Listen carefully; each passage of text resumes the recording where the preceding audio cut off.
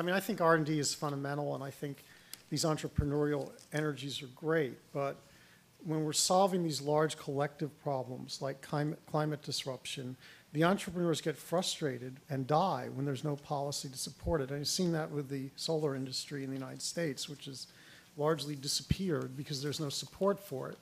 And by contrast, you know, you have a lot of wind being manufactured for the Danish market and for the Texan market, by the way, where there's a strong renewable portfolio standard.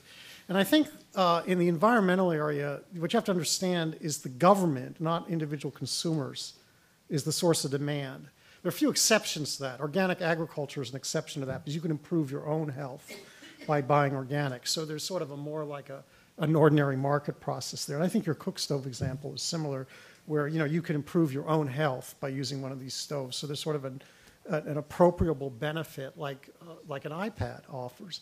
But when you're talking about a large global problem like climate disruption, you really need government policy, and I think important as R&D is we can get an awful lot by what economists call learning by doing.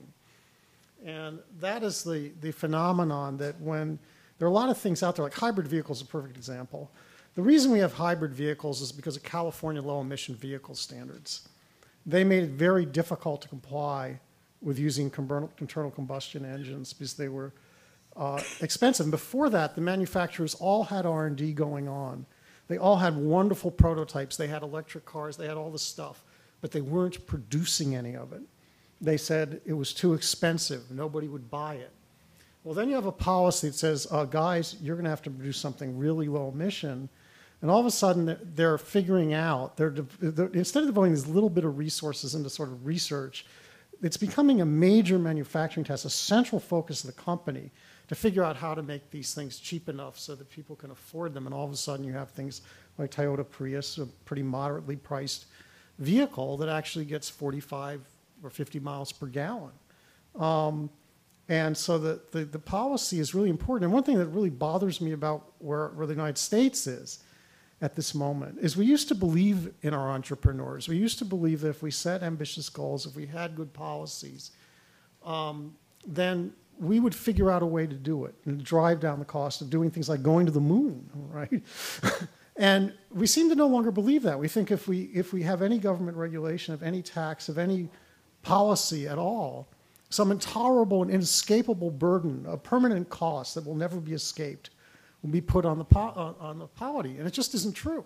Yeah, because historically, entrepreneurs have risen to these demands and figured out how to do these things. I think we have a very levels, like, I mean, what entrepreneurs want is some predictability. Business wants some predictability. Right. So if there were a price on carbon, which I understand is evidently very hard for the U.S. government to do, and Europe's done it with some success, but it's still a young market. But I keep hoping that there are policies that get races to the top as opposed to races to the bottom. And right now in the environmental area, I think there's more of a race to the bottom than to the top. A major obstacle we have, and I think you just pointed to it in this country, which you don't see in Europe, is this ideological view of anything government does to interact with the market is somehow going to be destructive. Every single piece of regulatory legislation that you hear about is now called a job-killing bill, even if in effect it actually will create whole new markets. So I think we're in agreement on that. The question is, how do we build the level of sophistication in this country to a place which is at least closer to what we see in Europe right now? Why don't we have our two Europeans talk to us about that?